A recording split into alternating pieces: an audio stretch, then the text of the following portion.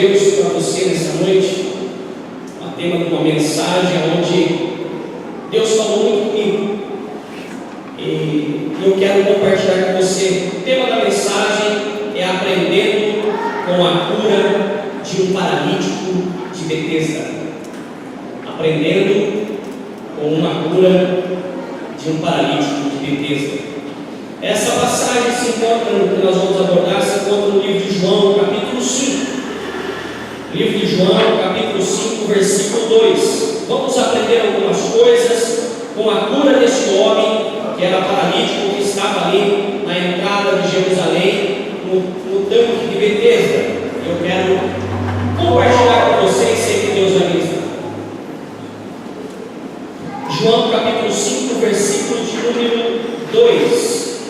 Amém? Mesmos assentados, vamos fazer essa leitura.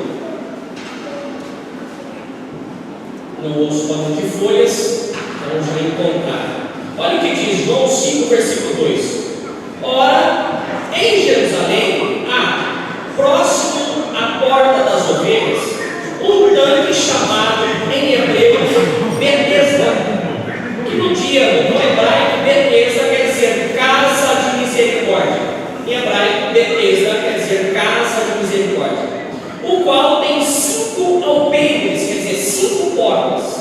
Versículo 3. Nestes jazia grande multidão de enfermos, cegos, mancos e ressecados. Ressecados quer dizer paralíticos, esperando o movimento da água. Versículo de número 4. Porquanto um anjo descia em certo tempo ao tanque e agitava a água. E o primeiro que ali descia, depois do movimento da água, sarava de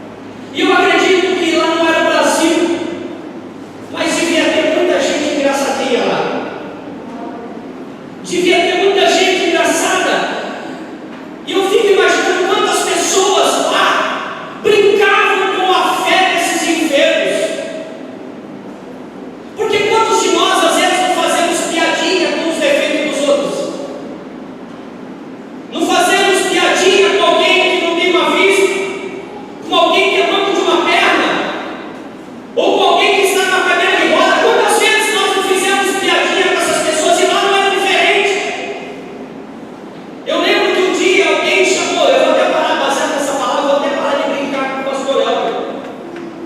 Eu lembro que Eliseu estava andando assim, as crianças começaram a gritar. Eu ia falar, pastor Elber, Eliseu, calvo, calvo, calvo. Eliseu fez uma oração ali rapidinha, saiu ursas do mato e degolaram, acabaram com as crianças. Você me perdoa, pastor Elber? Não vai vir ursa não, né? Estou perdoado. Glória a Deus. Mas eu fico imaginando quantas pessoas não mentiam. Estavam todos enfermos ali, de repente aparecia um engraçadinho, gritava, olha lá, a água mexeu! E todo mundo pulava dentro da água para ser o primeiro. Eu fico imaginando quantas vezes isso aconteceu, esse engano. E quantas vezes também pessoas, pastores, presbíteros, obreiros, alguém que toma a palavra, brinca com a fé da gente, prometendo coisas que Deus não prometeu, dizendo que Deus vai fazer coisas que Deus falou que não vai fazer, mentindo para a gente. Quantas vezes isso não acontece? Quantas vezes? Eu fico imaginando que alguém de repente ali, né, chamava atenção, e o outro de lá jogava uma pedra no tanque, a água se mexia, pulava todo mundo lá dentro de novo, mas não acontecia nada. Quando o vento vinha forte, balançava a água, eles não sabiam se era longe ou não, pulava para dentro do tanque. Quantas coisas dessas não devem ter acontecido? Algo vindo do homem, não de Deus. E muitas vezes, meu irmão, essas coisas que acontecem, defamando aqueles homens, pastores, obreiros, pessoas que trabalham seriamente, às vezes é colocado no mesmo pacote daqueles que não têm responsabilidade com a palavra de Deus. Quantas vezes as pessoas não olham para nós e nos colocam no mesmo pacote de uma outra? Quantas vezes? Eu lembro de uma história, eu não posso falar o nome, mas de um grande empresário na área de transporte de petróleo do Bauru. Ele chegou numa concessionária de veículo e estava todo sujo de graxa e estava olhando um carro da Chevrolet. E de repente o vendedor desprezou, falou assim, o cara de chinelo cheio de graxa, acha que vai comprar um carro desse? O desprezo, achando que a aparência é tudo. Se alguém entrar atrás de Jesus por causa da aparência, não vai andar atrás de Jesus, porque Jesus tem a sua aparência como raiz em terra seca. Ele diz, eu sou a videira. Você já viu um pé de uva, um tronco de uva bonito, meu irmão? Você colocaria decoração na sua casa, na sua sala? É feio, cascudo, parece estar seco, parece estar morto. Aparência. E aí esse homem fez gozação. Aí você acha que vai comprar alguma coisa? Um outro vendedor que conhecia quem estava ali, foi lá e vendeu um carro dos mais caros à vista. O cara é um empresário. Uma empresa Volvo de caminhão manda de 3, 4 cavalinhos mecânico. O cara fala motor. O cavalinho manda para ele testar. A Volvo manda para testar. Ele tem muitos e muitos caminhões. Mas a aparência engana. E quantas pessoas às vezes colocam os pastores, as pessoas, no mesmo pacote? Quantas vezes você não foi colocado no mesmo pacote? Mas creia, Deus tem misericórdia da sua vida e vai fazer você ser ali honrado na frente de qualquer um. Você vai sentar na mesa dos escarnecedores, você vai ver as pessoas à volta, mas o teu cálice vai transbordar. Você vai ser servido por Deus na frente de todos os seus inimigos, o seu cálice vai transbordar. Salmo diz isso. Não é o pastor que está enfrentando. Não estou aqui. É a palavra de Deus. E eu queria com você agora tirar algumas lições desse milagre. O versículo número 3 diz que tinha ali grande multidão, não era uma, duas, três, mas era uma multidão de enfermos, cegos, mancos e paralíticos. Meu irmão, eu fico olhando para essa situação, quantas pessoas às vezes vai na igreja, mas por ir,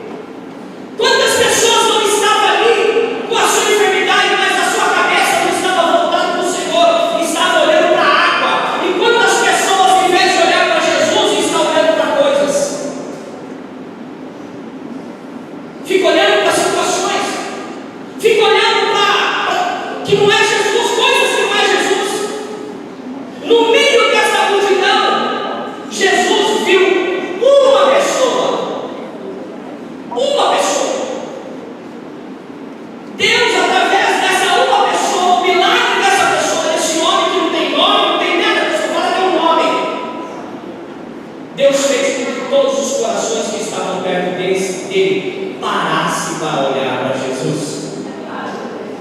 E eu acredito que o milagre vai chegar na tua vida, vai chegar na tua casa, e a tua família, todas as pessoas que te cercam vão parar para olhar para o Jesus que você serve. Eu creio nisso. Eu creio nisso. Eu creio em milagre. Eu creio em bênção. E eu tenho certeza que até o final do mundo você vai entender isso que eu estou falando para você. Versículo número 4 diz que um anjo descia em certo tempo, e o primeiro que entrasse era curado. Meu irmão, nós temos que estar sempre no lugar certo, porque no momento certo, Deus vai nos abençoar. Muita gente quer a bênção de Deus, precisa do milagre de Deus, precisa de uma cura de Deus, mas não sai do cinema, não sai do shopping, não sai da frente da televisão. Meu irmão, lá não tem bênção para você. É na igreja, na casa do Senhor. É uma necessidade de você. Se você quer a bênção de Deus, meu irmão, não adianta ficar em outro lugar, tem que estar na casa de Deus, tem que estar onde fala a palavra de Deus.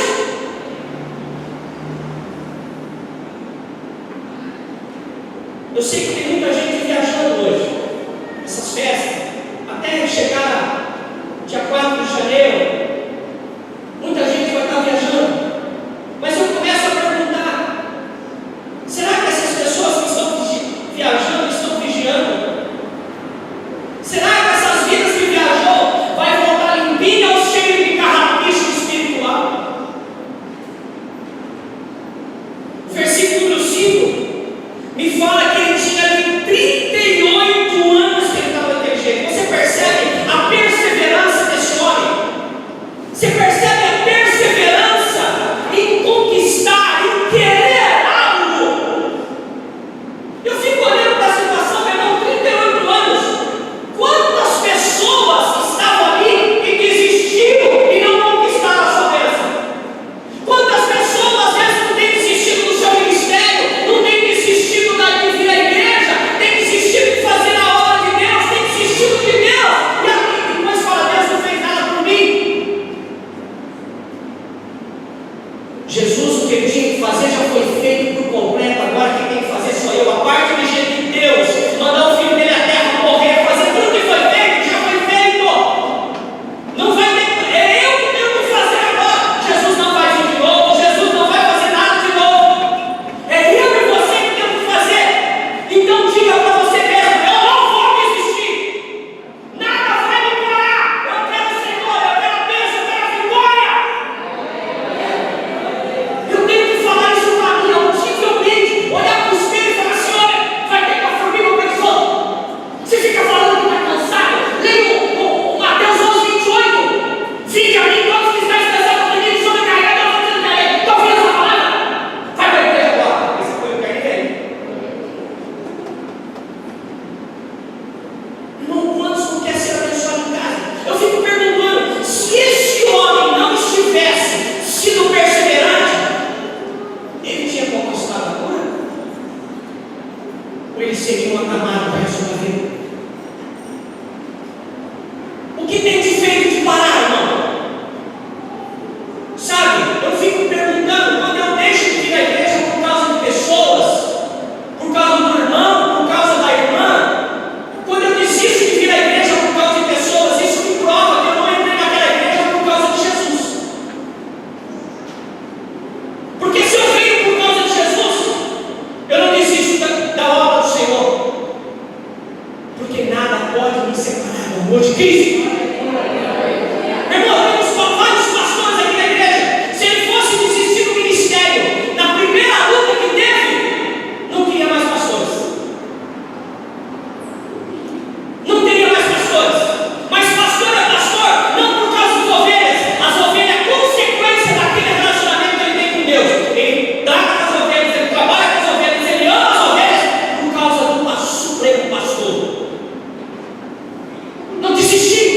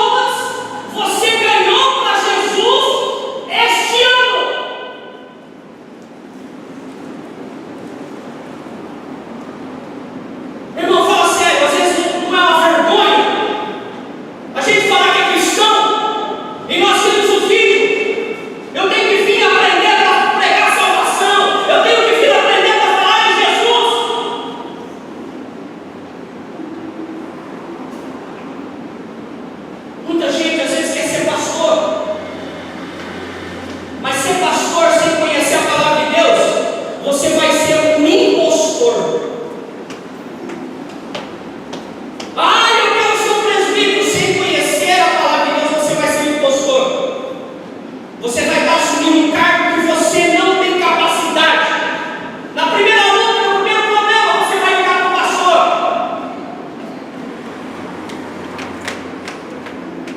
O véu se abriu. Eu quero falar uma coisa aqui. Tem gente às vezes que quer entrar numa batalha espiritual.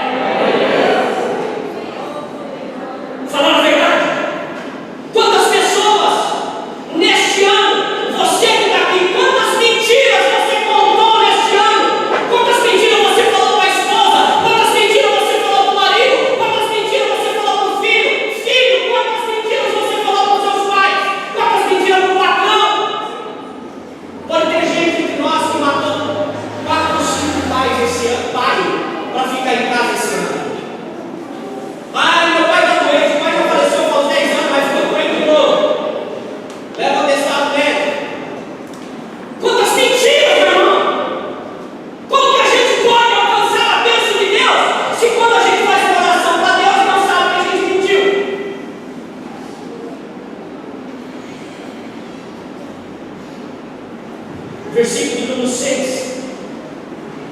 Jesus chegou para ele e fez uma pergunta. Jesus não chegou, foi curando, não. Jesus sabia da situação dele, sabia de tudo, sabia que ele queria curar, mas chegou para ele e falou assim: quer ficar são? Quer ser curado? Jesus não chegou curando, não. Ele fez uma pergunta. Jesus, em todos os cultos, tem liberado palavra, perguntando para você: o que é que você quer, meu filho? O que é que você quer, minha filha? Qual tem sido a sua resposta? Qual tem sido o seu desejo? Qual é o teu problema? O que você precisa de Cristo? O que você precisa ser curado? O nosso Deus, o Deus da cura, está nesta noite aqui. O Deus da cura está nesse lugar. E Ele quer trazer um milagre na tua vida. Onde estiver Deus, eu tenho comigo, Ele está presente. Então Ele está aqui nesta noite. O que você quer que o Senhor faça na tua vida?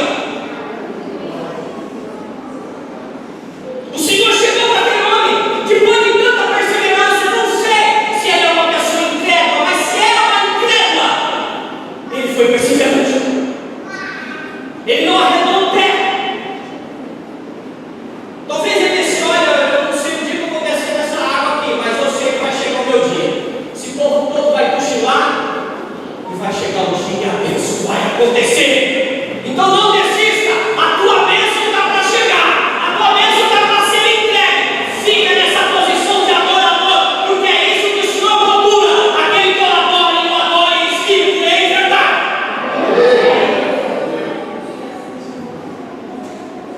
Quero concluir. A cura desse homem fez com que todos que estavam ali começassem a acreditar no milagre de Jesus. Meu irmão, se todos continuassem a água sendo curada, a água fazendo o processo, ninguém iria acreditar em Jesus. Mas Jesus foi lá e mudou esse quadro: olha, a água pode demorar a mexer, mas a minha bênção eu te dou agora. Pega a sua cama, levanta aí. Qual é o teu problema? Está esperando um copo d'água, está esperando um lencinho, está esperando uma vassoura ungida, uma lâmpada ungida? O que você está esperando? Jesus fala para você: dá-te o seu problema e anda para a tua casa, vai glorificar o Senhor. O inimigo quer que nós voltemos a acreditar na água. O inimigo quer fazer que nós voltemos a acreditar naquilo que é coisas, mas o Senhor quer que nós acreditemos nele.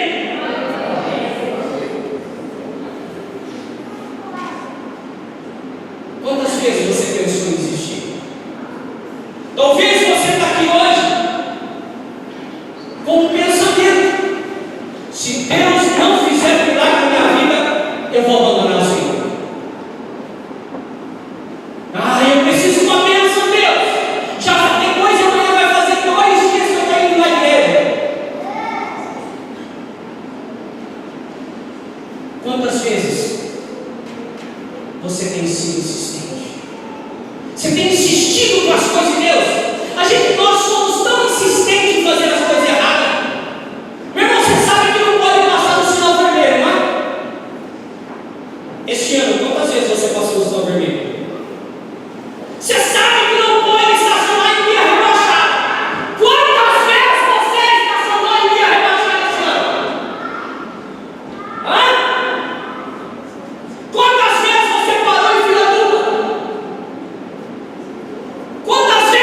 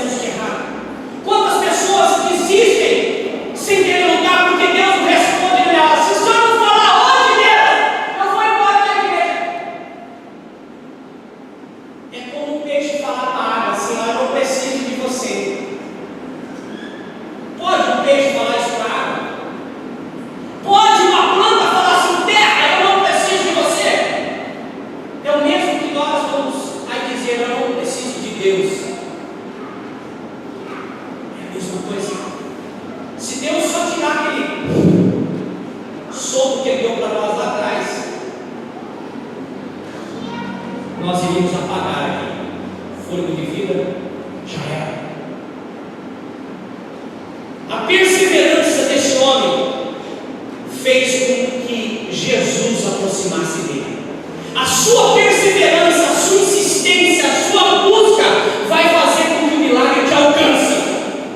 Vai fazer com que a bênção que você está procurando vai chegar para você, porque você é insistente. Diga para o Senhor: eu não vou desistir. Eu não vou desistir. O Senhor é comigo, eu sou com o Senhor. A sua palavra está escrita no meu coração. Eu não vou desistir do Senhor. Não desista. Não abandone. O Senhor não desistiu de mim, não desistiu de você. O Senhor já fez a parte dele, e nós devemos perguntar agora: eu estou fazendo a minha parte? Adão instruiu Eva. Se você ler lá no começo, você vai perceber que Deus instruiu Adão, e Adão, que era o sacerdote da casa, tinha que instruir a mulher e instruir os filhos. Adão então recebeu a orientação de Deus. Possivelmente ele tenha passado para Eva, mas ele não cuidou espiritualmente de Eva, e Eva foi enganada pela serpente. Quando Deus chegou para cobrar alguém, chegou direto no sacerdote, homem da casa. Adão! Ô Senhor, estou aqui escondido aqui atrás das árvores, escondido atrás daquilo que o Senhor aprova. Podia estar escondido atrás da árvore do bem e do mal? Não, vai estar escondido atrás de coisa e aprova. Quantos de nós às vezes nos escondemos atrás da palavra de Deus, nos escondemos atrás do versículo? Ah, o Senhor transformou água em vinho, então eu posso encher o panguá, posso capotar caixa d'água, orvalho de cana. Você viu lá que Noé encheu o caneco, você sabe da consequência. Ló encheu o caneco, você sabe da consequência com as filhas. Ah, pastor, eu não sei. Tarefa de casa, vai ler a Bíblia, faz isso um pouco. Vai fazer bem para você. Não se esconda atrás daquilo que Deus aprova. Deus aprova você vir à igreja. Ah, aprova. Mas se você não estiver aqui, se você estiver como um velório, só de corpo presente, vai ser problema. E quantos às vezes vão dormir na igreja? Daqui eu consigo ver todo mundo, gente. A partir de agora, aquele que abrir a boca, eu vou dar glória a Deus. Você vai ver quantos glórias vai dar. Você não acredita. Mas eu, de tanto que abrir a boca, que quase que eu vou ser gente também. Vou começar a dar glória a Deus. Vou abrir a boca, glória a Deus. Glória, você vai ver, vai ser uma glorificação uma da outra. Agora vai dar uma acordada nos olhos. Irmão, vem para a igreja e aproveita. Quando você vai no cinema, nem tem água, você vai. Aproveita a palavra de Deus. Diga assim: eu não vou desistir. Nossa, que ânimo, hein, gente? Para mim, você já desistiu. Vou orar para você animar. Senhor, anima essa igreja. Põe fogo aí, põe fogo nesse lugar, Senhor. Diga assim: eu não vou desistir. Você viu o poder da oração? Poder da oração. Não desista. Cristo não desistiu e nem vai desistir de você. Amém? Eu queria, para fechar essa mensagem, eu queria chamar a pastora Kézia para o testemunho.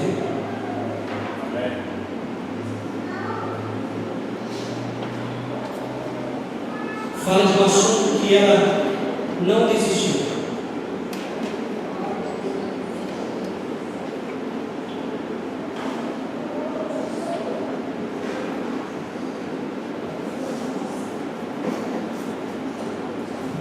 Bem, ao Senhor, queridos. Amém. Você bem rápida. Eu sei que muitos aqui já sabem, né? Meu pai esteve enfermo, entre a vida e a morte. E meu pai morreu em Santo André. E quando a minha irmã mandou a notícia, ela falou assim: olha, Kézia, ora, porque o pai foi internado, vomitando muito sangue. E o médico disse que ele corre risco de óbito. Quando você ouve uma notícia dessa, como você fica?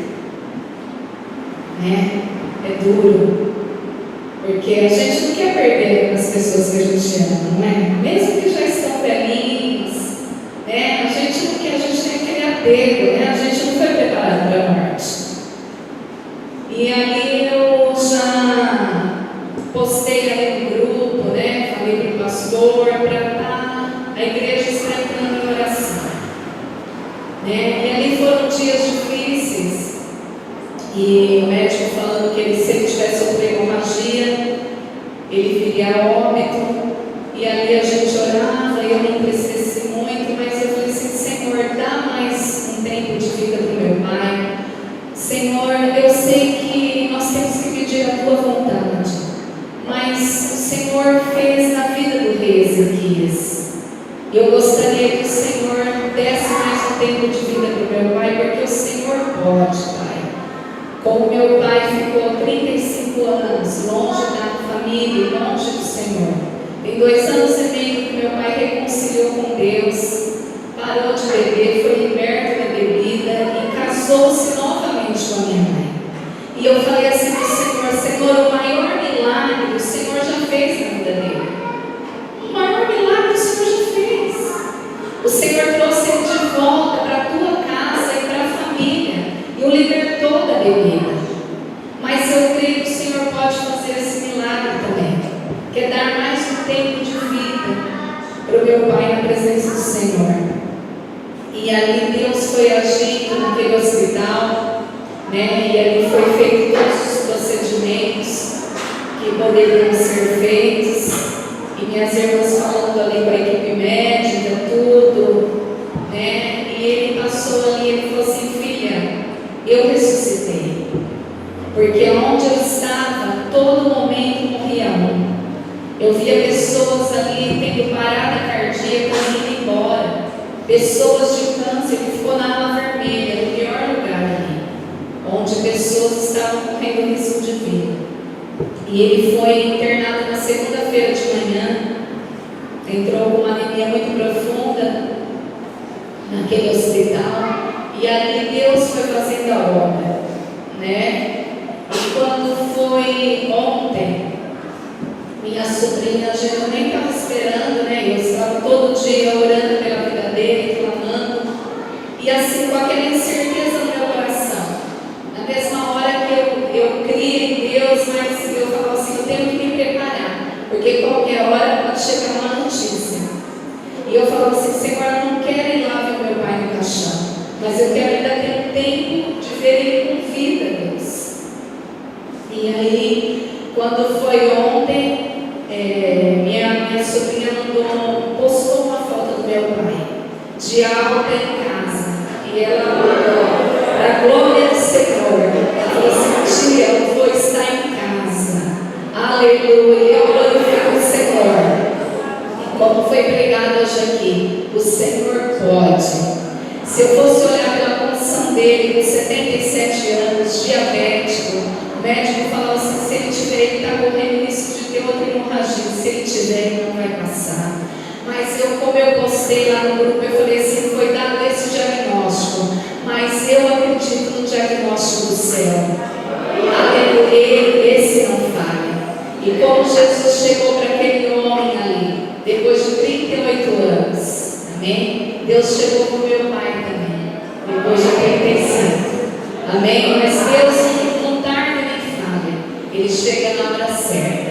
E que isso seja pela glória do nome do Senhor, amém? Eu agradeço a igreja que orou, eu agradeço pela tua vida, pela vida do pastor, pela tua vida que orou pelo meu pai. E eu intercedi por você, que você tivesse uma bênção especial, amém? Nunca desista de orar, nunca desista de clamar, porque a Bíblia diz que a oração do justo, ela tem poder nos seus efeitos. E a oração da fé sarará o doente e o levantará. Amém? Deus abençoe a glória do Senhor por isso.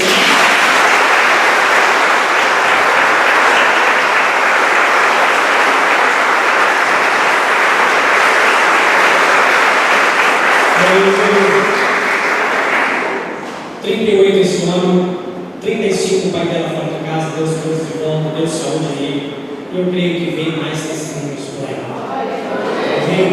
Eu queria junto com você agora, queria orar pela irmã Danice. nossa irmã Alice, que é mãe do Clebinho, que é aqui da igreja. Eu quero, como Deus livrou o seu Roberto do câncer, como Deus livrou, eu creio, o Júlio César do câncer, eu creio que Deus vai livrar também a Alice dessa enfermidade do coração dela. Eu creio que Deus pode fazer isso, e o Deus que operou na vida do pai da Kézia vai operar nas nossas vidas também.